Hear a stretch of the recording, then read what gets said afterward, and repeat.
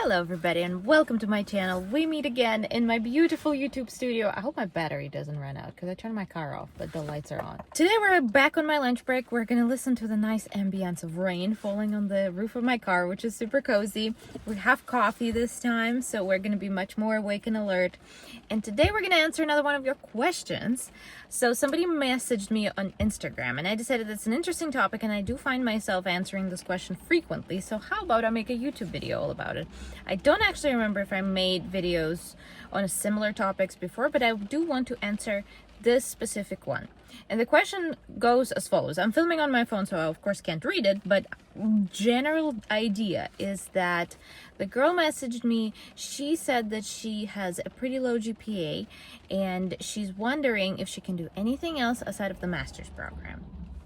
So my logical question was, well, how low is low? And she said it's 2.4. So, okay, 2.4. Let's discuss this. Let's break this down. Let's figure out what can we do with a low GPA, what will raise it, what will fix it, and what would be our next steps to actually get to a license. Not necessarily get into a school, but get to a license. So low GPA. What is low GPA to start with? Generally, most schools will want 3.0. 3.0 is like a cutoff line. Why 3.0? Because most schools have filters. All of them will say our application is super holistic. We read every single recommendation letter from your grandma. We love you so much. We want to know who you are as a person. But realistically, will they actually, is it logical for them to read every single application that comes in? There are thousands of people applying. No, it isn't logical. So they set up filters to sift it out. And I did talk to BU oral surgery admissions. So it's not like exactly BU advanced standing admissions, but oral surgery admissions told us that oral surgery, meaning a specialty program in oral surgery, how do they select candidates? They set the filter to certain requirements. Like, let's see everybody who has 4.0 GPA and let's see how many pops up. So they see how many pops up, they see if they read those profiles, they read those applications, they select the ones that they like, and if they collected a class, great. If they didn't have enough, they widen the search. So they move it to, let's see, 3.5 to 4.0, and let's see if we like people from there. And so even 3.0 is kind of, with knowing that, even 3.0 is a little bit low, because until they get to 3.0, the class will be collected, especially if it's a small cohort. But of course, not every school is the same, and not every admissions committee does the same thing. So don't quote me on that. That's just what I heard from BU. Of course, they have filters. They might set their filter to 3.0. So basically, if you are applying to the school, there is a chance they won't even see your application because it wouldn't come through the filters. Which schools for sure has filters? All of the brand name schools, I don't know if you see my air quotes, very sarcastic air quotes behind the steering wheel, but all of the brand name schools, like schools in California, USC, obviously like Ivy League schools, UPenn, they want high standards. And they want to see their entering class to have a certain average GPA. So they wouldn't take you with your 2.4 if they want at least average of 3.5 GPA for their entering class. It is very important for them for their entering statistics, just to seem cool to other schools. Basically, look at our class, we only take the best and brightest. So that sucks for people like us who don't have very high GPAs, but that doesn't mean that all schools do that. Majority of schools don't care if you have the super high GPA. They may see a person who has 4.0 GPA and think that he's a terrible person and not fun to hang around with, because they're taking a person into the small classes, especially schools with small classes in a very tight-knit community. Like Oklahoma was only 12 students when I was applying. Like, they don't want to take a student who, you may be a genius, but if you sound like a very mean person, we don't want to hang out with you all day. So they would rather take somebody with a lower GPA, but somebody who presents themselves better, has just better ideas, better personal statement, better recommendation letters, but maybe smaller GPA. because they don't care that much about the averages. So that's basically how schools select candidates and how your GPA would affect you. It will just be more unlikely for them to see your application with a lower GPA. Some schools have a very low very low threshold for GPA. I believe UT San Antonio only has 2.5 as their minimum requirement. So 2.4 is not that far from it. And everything in between, right? So they will probably set their filter on applications with 2.5. And yes, they might, if they have a filter at all, they might not have that at all. And they will just see your application and kind of overlook just 1 point, we can survive that. And if they don't have a filter at all and they see your application and they like you as a person, there's a chance that you're not that far off from their minimum with 2.4. We don't know if they do that. So there's no way to guarantee it. So basically, what do you do, right? Let's get into how can we fix this? It's a very common misconception, in my opinion, that master's programs fix GPA. And what is a master program? Master's in public health, a master's in, there are many different master's programs that are not dental schools. Most of the time it's either public health or some hospital administration or something, or some other medicine adjacent field. Basically, it's a whole different degree. It's a whole different school with different tuition that you have to pay, different application process that you have to go through, which also takes about a year to actually find out if you even get into that program. They have their own requirements, their own separate applications. So it's a commitment, right? It's at least 2-year program. You have to apply there, you have to pay the tuition, go into student debt if you can't afford it out of pocket, or cut into your dental school budget, and to get a degree that you really don't need. If your goal is to get to a dental school, you really don't need that public health degree, right? It's just going to be a waste just because you want to raise your GPA. So I'm usually not a great advocate of getting into a completely it's like a detour, you have a goal, you have a place where you want to end up, but you take a route that kind of goes around it. You go to a completely different school for a completely different degree because you think it's gonna raise your chances. When is master's degree helpful? Functionally never, but if it gives you a visa, if it provides you a visa to stay in the country, if you didn't get in from the first cycle and you kind of need to be somewhere, and you want to stay in the country and not go back to your home country, and the master's program issues a visa, that's the only time that I will say, okay, well then it's justified, then you're gonna have to stay. So that's the only time when I actually think that would work. Would master's degree GPA raise your dental school GPA? Well, let's look at the CAPIT application to find out more about that. So basically, when you see your CAPIT application, you're submitting them the ECU report from your dental school, and it spits out your dental school GPA that the schools will use for their filters. It doesn't accumulate with anything, so you can't sum anything to it to make it higher. The schools have computers, right? They receive all these CAPIT applications. They have their filters that are very simple. The questions that they put in the computer: what's the applicant's dental school GPA? They don't ask what's the applicant's dental school GPA plus master's degree GPA. They're not going to do that. So technically nothing will raise your GPA in the eyes of the computer system of the school. The only time that they can actually see that there's any other kind of GPA there to sum up to your original dental school GPA, to that 2.4, if as a human actually looks at it and be like, oh, okay, so this person didn't do super great in dental school, but then he went to master's degree and it's super awesome and there's a 4.0 GPA there. So that's the only time they will actually notice it.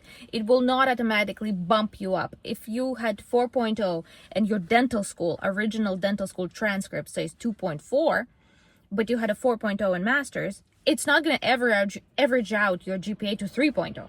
It's just not going to do that. No matter how many programs you take, you will still end up with your 2.4 GPA, and you have to realize that. That should affect your decision on investing into that program. Also, think about, what if you go to that master's program and you don't do awesome, and you do average, and you get 2.9 GPA or 3.0 GPA, 3 point something. It's not even going to bring you up in the eyes of the admissions committee that much, right? So that is not something I would initially recommend, of course, unless you need a visa.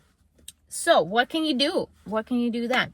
So now that we established that master's program is not my favorite thing to do, when would schools actually overlook GPAs? In BU, we had people with very low GPAs who had a lot of accomplishments, right? So we would have people who are older, way older, like in their late 40s in our class.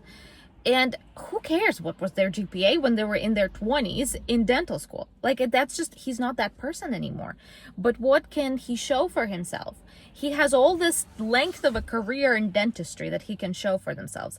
And in that case, BU in particular overlooked a low GPA and accepted that student anyway, because he had such impressive resume. For years and years and years. He owned his own practice. He worked for pharmaceutical companies. He just was a very accomplished person. But yes, his GPA was low. But he's really not that person anymore. So that's the only time that they will actually kind of overlook that. I don't know the age of this person. I don't know the accomplishment. I don't know the profile of this person. If you're a fresh grad and you have a 2.4 GPA, you're basically coming into a school and says, look, I just graduated. So I was in school yesterday, functionally, and I didn't do that great. Can you accept me? What do you think the schools can say? Well, probably not. Probably not going to happen. But if you say, okay, look, I didn't do great in school. I was highly average. I wasn't the best in class. But when I graduated, it just wasn't my thing. But when I graduated, I achieved this amazing career. And maybe later on, I went to school and did amazingly. So how about you accept me now with all this weight? I will bring so much to your community because I have so many experiences behind my back. That is a completely different application. So that's why holistic approach here kind of kicks in.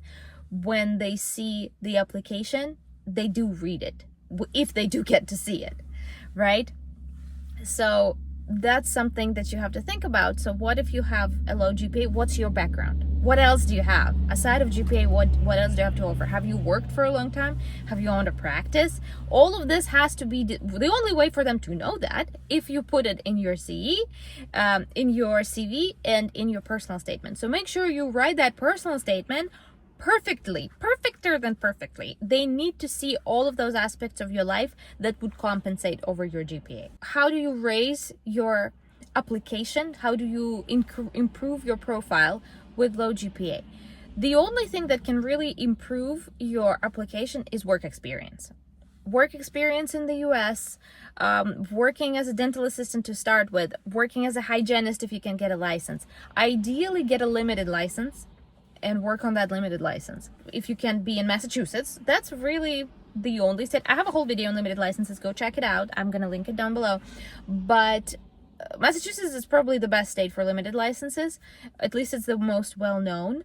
And if you can show them that, look, I'm a dentist here. These are recommendation letters from my employers, people who are actually supervising me on my limited license, and they say that I'm amazing. Yeah, I wasn't great in school, but look at me working. Look at my cases. Maybe you can put a case presentation there. Describe a patient. Look at recommendation letters from my employers. That would boost your application up. That will bring you value. Better than applying to master's programs that don't bring anything to your career. Think about applying to dentistry adjacent programs like AGD. They usually have a little bit of a lower standards there.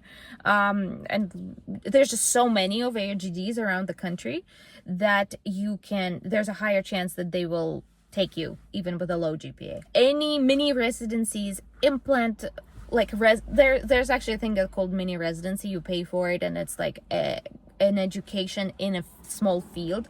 There are residency programs like sleep apnea, orofacial pain.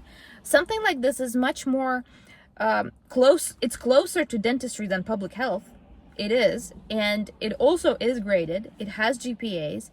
And it will already boost your career. You will use it in your future work. Choose a specialty that's interesting to you and try to apply. Application costs things, but it costs little. So that would actually, you can use in your career for the future. And you also can show, if you're going to like Tufts residency, you can show to Tufts admissions, you're already you get yourself a foot in the door. You're in dental school. And you will get recommendation letters from those professors who are likely also teach the undergrad, who also teach pre-doc. So you will actually know the people in admissions committee. That would help your application much more if you're in a completely different building, maybe on a different campus, in a master's program that is not related to dentistry. So that's something to consider. If you're looking to apply to something and get a whole different degree, at least make it dental. At least make it something that you can use and you're not wasting your money on stuff like that. That's that. If you're looking to apply to something and you're looking to study somewhere, at least make it helpful. And lastly, of course, you should apply anyway. Just apply. You don't know what people are thinking. You really can't get into admissions committees' minds. Make sure that every other aspect of your application is really strong. Look at what you have. There's nothing that you can really do, and of course working always improves your application. Work experience, recommendation letters from your employers, that always boosts it, but it doesn't necessarily mean that you need it. Just look what you have. Try to draft a really good personal statement with a really compelling idea. Make sure you explain in your personal statement why your GPA is low. Don't leave them guessing. Don't give them an idea he's just a bad student. If something happened in your school that affected your GPA, that maybe your professors are just that strict. In my personal experience, my GPA was bumped down when I was applying because I went to a school in Russia and the grading system was a little bit different. So Russian grading system is 2 to 5. That's our grade. So if you got a 5, you did perfectly. You did amazing. We love it. Perfect. No comment. But my school used European grades. So it was A, B, C, D, whatever. And there's more grades. So a 5, so perfect, was A and B. If you got an A, and A or B were both 5. So of course the professor didn't want, if you did perfectly, if you're like, okay, you passed the exam, I love it, you did so good, they didn't want to give you a A. They didn't give you 100%. They gave you a B, the lowest 5, technically, the lowest perfect grade. And that's a B is not the same as A in America. So I have a lot of B's because I was a really good student. I have 5, so I passed the exams perfectly, but it was downgraded in my American ECE report because it was a B in my transcript. So that was super frustrating. That was extremely annoying, but that's what happened. And I made sure that I described that in my personal statement. If something like that happened to you and it affected your GPA, make sure you don't leave them guessing about that. Let them know anywhere you can in your personal statement. There is additional things that you want us to know section in CAPIT application where you can write that, where it's just basically a free open space for you to explain any aspect of your application. Just look through your CAPIT, you will find it. It's called any additional information section. So make sure you explain if something traumatic happened that distracted you, if you had a baby or something, just let them know that so-and-so happened. Make sure you put it into a story nicely, so it's readable, so it doesn't just sound like you're trying to explain yourself or you're trying to kind of prove yourself. Just make sure it kind of fits into a story. Just work well on your personal statement. Personal statement would be a key aspect of an application with a low GPA. And just apply wide. Apply anywhere you can. And hope for the best. And just hope for the best. There are definitely chances of you to get in. It's not a diagnosis. It's not a cancer diagnosis. Low GPA is not, it's not going to kill you. You will find your place. It might take a little bit longer. It might take small detours, but it's definitely doable. And I know people in my school, in my class, who had lower GPA, who still graduated and are working as dentists. So just find your way. Let me know if you have any other questions about that, and I will help you as much as I can. But that's basically my 2 cents on this particular situation. Lower GPAs. I think I know people with even lower than 2.4. I talked to a lot of people, and I definitely heard less than that. But I wish you the best of luck. And let me know how it goes. If you guys watching this video have any input on GPA situations. What's your GPA when you were applying? You don't have to. Nobody's gonna share their GPA. But if you have a lower GPA and you ended up and you have a success story, definitely share it. That would be great to know. That would be awesome. But just what's your opinion on that? Would you do a master's program? Do you think it's a good idea? Did you do a master's program? Did you find it helpful? Are you using those skills now in your career as a dentist? Or did you just love public health and just decided to become a public health professional? That's a job, right? That's something you can do. But yeah, leave your opinions down below in the comments and I'd love to read them. Thank you so much for spending my lunch break with me, and I will go drink this now cold coffee and my donut from Dunkin' Donuts. The rain stopped, so I'm not gonna be wet, and I'm about to go and do a molar root canal, which I absolutely hate. And I've been like hyping myself up to do that root canal from yesterday night. I really don't want to do that root canal. Oh my god, it's gonna take forever. All right, guys, love you all. Have a great day. See you in my next one. Bye.